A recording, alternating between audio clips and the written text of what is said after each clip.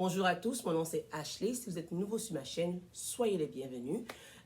Si vous êtes de retour, si vous êtes déjà venu sur ma chaîne auparavant, vraiment je suis très content de vous avoir comme mes invités, comme mes subscribers j'espère. Je suis une youtubeuse ivoirienne résidant aux États-Unis et sur cette chaîne je parle un peu de tout. Je parle plus précisément de la bonté du Seigneur, de la fidélité du Seigneur dans chaque étape de nos vies, que ce soit dans les périodes où nous sommes célibataires, dans notre période de mariage, dans notre maternité, dans notre vie de couple, un peu partout.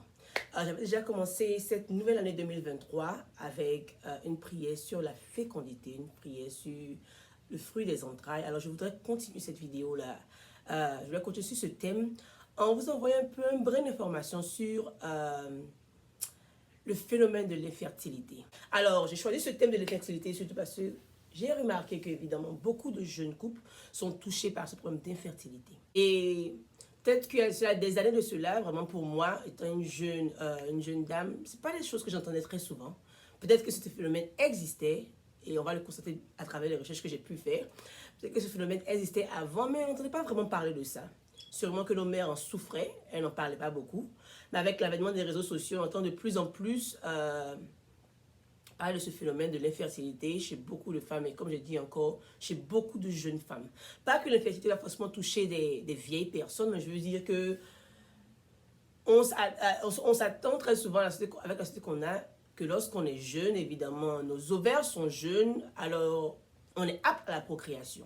Cependant, selon les recherches, pas forcément. Et beaucoup de choses aussi, beaucoup de facteurs contribuent à la croissance de ce taux de fertilité, surtout dans les pays africains. Alors, on va démarrer avec surtout une définition de qu'est-ce que c'est l'infertilité exactement. Selon le dictionnaire Larousse, l'infertilité peut être définie comme l'impossibilité pour une femme de mettre au monde un enfant ou encore de concevoir. Le dictionnaire médical nous dira par contre que c'est la difficulté à concevoir après 12 mois de rapports réguliers, non protégés et sans contraception. À ce stade, on parle d'infertilité. Et comme je disais, toi ma soeur qui a dit, si tu as poussé encore des difficultés en ce moment à concevoir, Jésus est là. Tu as fait 2 mois, 3 mois, l'enfant n'arrive pas. Reste dans la prière. Et sache que tu n'es pas encore qualifié comme infertile. Tu n'es pas du tout infertile, selon même les docteurs. Alors, avant de parler de traitement de l'infertilité, je voudrais qu'on parle un peu de certaines causes de l'infertilité. Qu'est-ce qui cause, je veux dire, à une femme ou à un homme d'être infertile? Je vais peut-être m'axer un peu plus sur la femme parce que je suis une femme. Je peux peut-être avoir des recherches sur les hommes, mais j'essaierai plus de parler des femmes. Alors, selon les recherches, et spécialement selon une étude qui a été faite il y a presque 10 ans par la GIRAF, qui est le groupe interafricain d'études et de recherche d'application sur la fertilité, un long et lourd nom. Selon ce groupe-là, ils ont fait une étude il y a cela 10 ans qui disait que l'Afrique est le continent le plus touché par l'infertilité. Qui aurait cru? À least pas moi. Je veux dire que très souvent, grandissant, on voit que souvent dans les films européens, des femmes qui n'arrivent pas à concevoir, on n'entend pas vraiment, je veux dire, nos mères ou nos sœurs vraiment se plaignent de l'infertilité. Donc moi, je voyais vraiment l'infertilité comme un problème de blanc, un problème de riche. Mais c'est clair que si il y a presque 10 ans, cette étude a été faite, ça veut dire que déjà, il y a plus de 10 ans, l'Afrique connaissait ces problèmes-là. Et jusqu'à aujourd'hui, qui est en 2023, c'est clair que le taux a sûrement augmenté. Cependant, il n'y a pas assez de recherches qui sont faites. Quand j'ai fait mes recherches, je n'ai pas vraiment vu assez de recherches qui ont été faites pour pouvoir vraiment voir, contrairement à 10 ans de cela, où est-ce que l'Afrique en est par rapport au taux de fécondité ou au taux de fertilité en Afrique. Selon encore ce groupe africain, la plupart des cas de fertilité en Afrique sont dus à des maladies sexuellement transmissibles mal soignées, sont dus aussi à des avortements mal soignés et aussi à des grossesses qui ont été faites dans des conditions sanitaires pas vraiment hygiéniques. Donc déjà, ça nous fait croire que à least ces 3 choses sont déjà un problème. Avant de continuer cette page, je veux d'abord déjà dire je veux mettre un disclaimer à toute personne que je ne suis pas du tout un docteur. Tout comme vous, je me suis informée d'ailleurs, je suis juste le messager. Je vous informe un peu de ce que j'ai appris. Je ne suis pas du tout un docteur. Oui, je suis dans le côté médical. Pour ceux qui ne le savent pas, il a fait une vidéo sur Qui suis-je un peu de moi? Je suis dans le côté médical, je suis titulaire d'un master en nursing aux États-Unis ici. Alors, je ne suis pas un docteur, moi je vous envoie juste un peu d'informations et c'est à vous maintenant de consulter votre docteur en fonction des symptômes, en fonction de ce que vous aurez appris pour voir la suite. Ok, so, revenons au sujet des fertilités.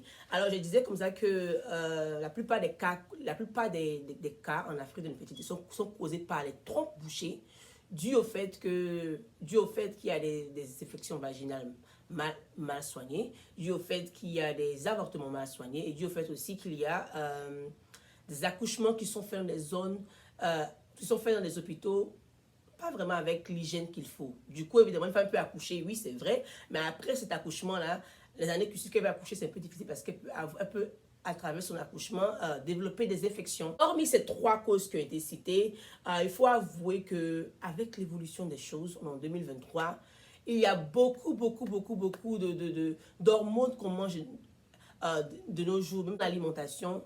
On voit que quoi, de nos jours, avec la croissance économique exponentielle, beaucoup de produits qu'on consomme sont remplis d'hormones.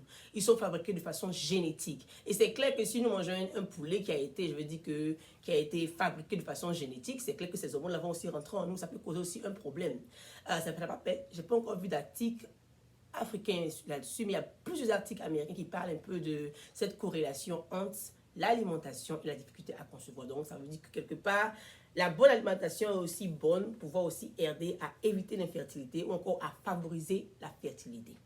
C'est d'autres choses qui favorisent aussi, je veux dire, l'infertilité sont aussi la pollution. C'est clair que, je veux dire, dans le monde dans lequel nous sommes en ce moment, il y a assez de pollution, assez d'exposition aux produits toxiques. Et comme résultat, même les hommes aussi sont affectés. Même les hommes, on verra qu'ils ont aussi cette baisse de spermatozoïdes, c'est-à-dire que, bon, oui, il peut avoir rapport, mais juste pour vous dire, bon, c'est sûr que vous savez, mais rapport, éjaculation n'est pas synonyme de il y aura enfant. Non, pas du tout.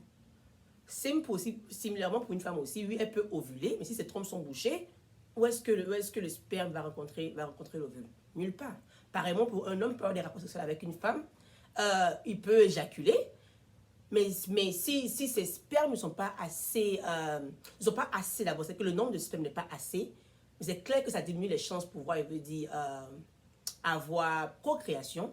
Si même il a assez de sperme, mais la mobilité de ces spermes-là n'est pas assez forte, parce qu'évidemment, quand on parle de sperme, pour ceux qui ont fait la science, mais dans le sperme, il y a les spermatozoïdes qui ont comme une queue qui bouge. Alors, si ces spermes ne sont pas assez rapides, ce sont des spermes qu'on va dire en griffe, qui sont paresseux, mais ils vont juste rester là, juste là où on les a laissés, et puis bon, ils ne vont pas arriver là où ils doivent aller, qu'est-ce que où, dans les tubes. Donc, ça c'est aussi un problème qui est là. Il y a aussi le fait, aussi, comme je dis, où avec l'exposition des hommes aux produits toxiques, l'azospermie, qui signifie bon, la réduction, l'absence de spermatozoïdes dans le sperme. Donc, il y a vraiment plusieurs facteurs qui peuvent contribuer à l'infertilité. Et je passe par cette vidéo pour dire aussi que, comme je citais de même pour les femmes et pour les hommes, l'infertilité ne concerne pas seulement que les femmes. On est en 2023. Alors arrêtez de nous fatiguer avec les histoires de si un problème d'infertilité, c'est forcément la femme. Non. Non, ça peut être aussi chez l'homme. Dans un couple, lorsqu'il y a un problème d'infertilité, moi je dirais que ce n'est pas vraiment le moment idéal d'indexer Pierre ou Paul, mais c'est vraiment le moment idéal d'avoir une conversation mature entre hommes et femmes et voir d'abord, oui, qui est le problème? Pas parce qu'on veut indexer, non, parce qu'on veut ensemble s'y mettre et voir comment guérir. On ne veut pas guérir, on ne veut pas chercher à donner des médicaments à la femme, à la guérir, quand n'est pas vraiment le problème, quand c'est vraiment l'homme qui est le problème. C'est pas possible. Et vice versa. On ne veut pas chercher à soigner l'homme quand c'est la femme qui est le problème. Pas du tout. Donc je dis, c'est vraiment important en 2023 où nous sommes là de vraiment avoir des conversations matures entre nous couples pour voir quel est le problème. Peut-être que certains peuvent dire que c'est peut-être facile pour moi de le dire parce que je ne suis pas vraiment dans la situation, mais peut-être qu'on aura aussi une discussion avec des personnes qui sont touchées par ce problème, puis voir comment est-ce qu'eux pourront peut-être parler à cette population qui est aussi touchée par ce problème parce qu'eux, ils la vivent. Cependant, comme je dis, je pense que de façon mature, c'est vraiment important de savoir que l'infertilité affecte autant bien les femmes que les hommes. Maintenant que nous allons parler de quelques causes de l'infertilité, je veux aussi parler sur les différents types d'anomalies qui peuvent aussi causer à l'infertilité.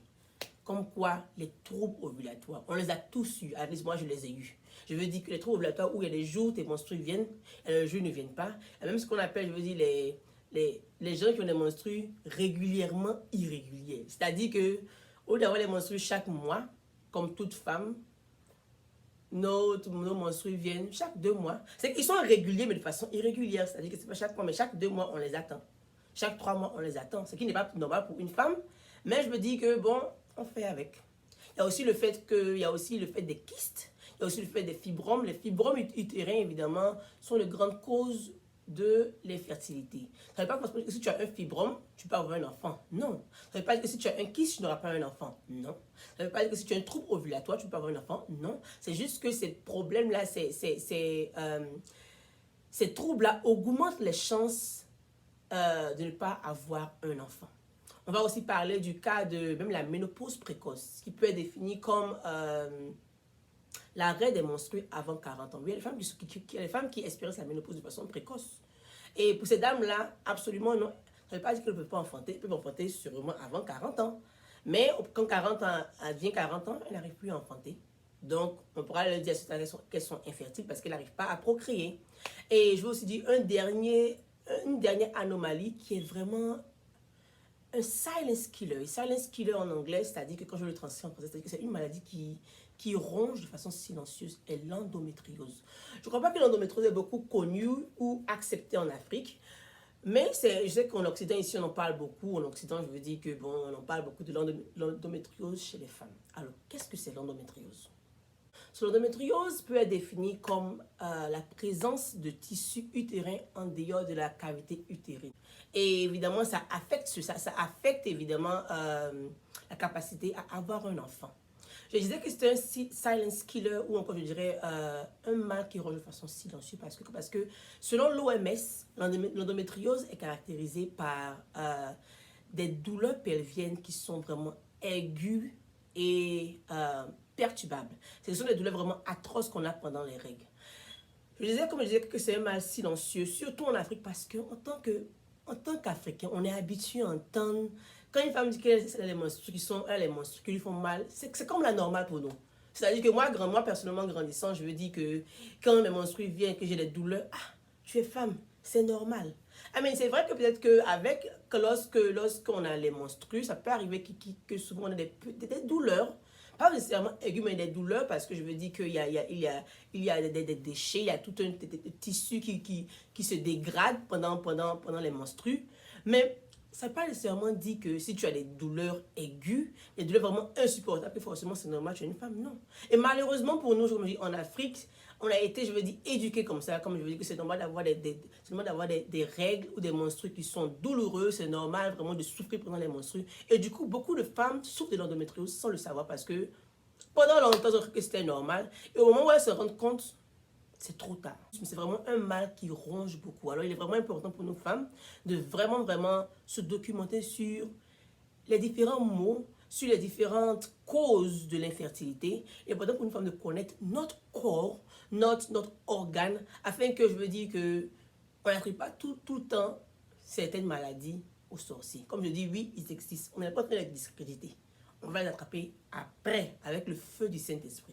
Mais en attendant, comme je dis, c'est important en tant que nous femmes de vraiment connaître notre organe. Avec toutes ces causes que j'ai citées, il est vraiment important, moi, à travers cette vidéo, je viens par cette vidéo vraiment pour sensibiliser toutes les femmes, toutes les jeunes filles. Vraiment, je veux dire, à vraiment avoir un check-up. Un check-up, c'est quoi? C'est-à-dire aller voir le gynécologue, idéalement une fois par année. Mais je sais que l'accès au gynécologue n'est pas vraiment aisé en Afrique.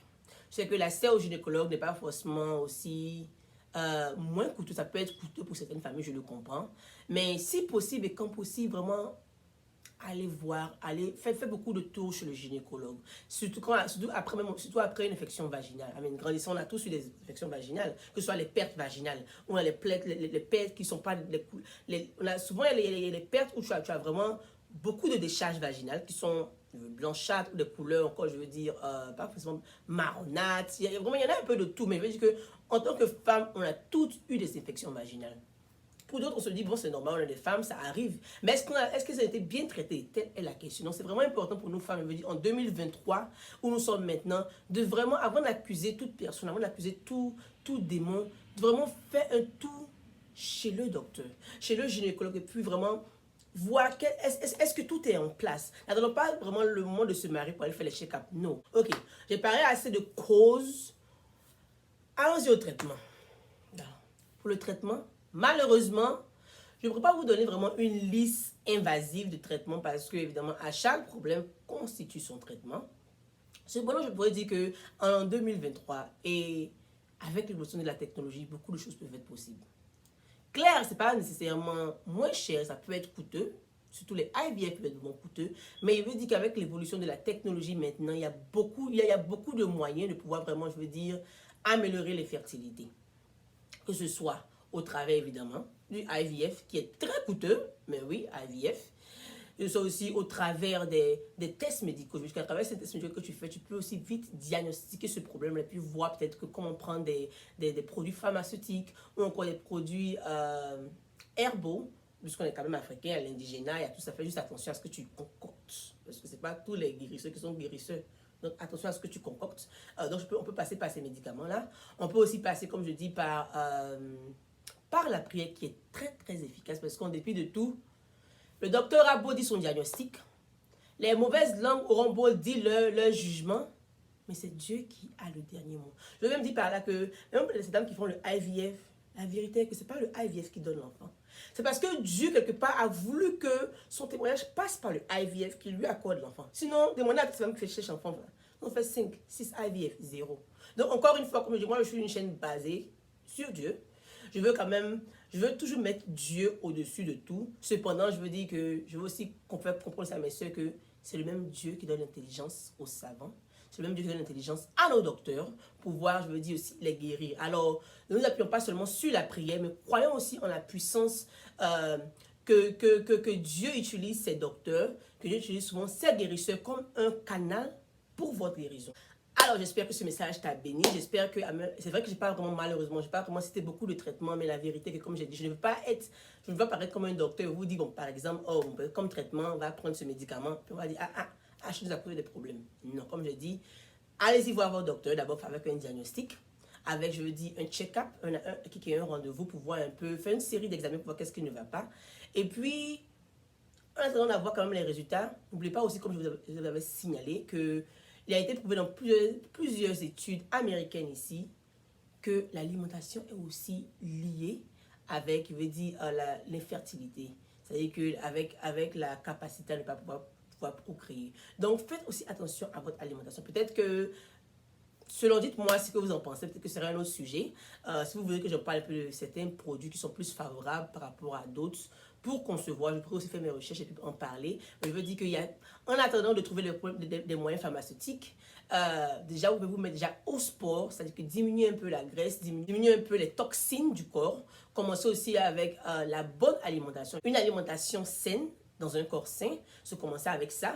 Ensuite, on va continuer avec la prière qui est toujours au rendez-vous, en attendant que le docteur dise son diagnostic. Comme je dis, peu importe le diagnostic du docteur, c'est Jésus qui règne. C'est lui qui règne. Cependant, il utilise aussi les docteurs. Alors, faisons un peu des deux. Faisons un peu des deux. Et j'espère que cette année 2023, toi aussi tu vas crier, Jésus a fait pour moi, mère de multiples. Ok, j'espère que ce message vous a béni. Si vous avez aimé ce message, si vous aimez ce genre de sujet, n'hésitez pas à liker, donc à aimer, n'hésitez pas à partager, n'hésitez pas à commenter et surtout, souscrivez à ma chaîne. Ça ne coûte rien. Souscrivez à ma chaîne. Et jusqu'à ce qu'on voit pour la prochaine fois, que le Seigneur vous bénisse. Ciao, ciao.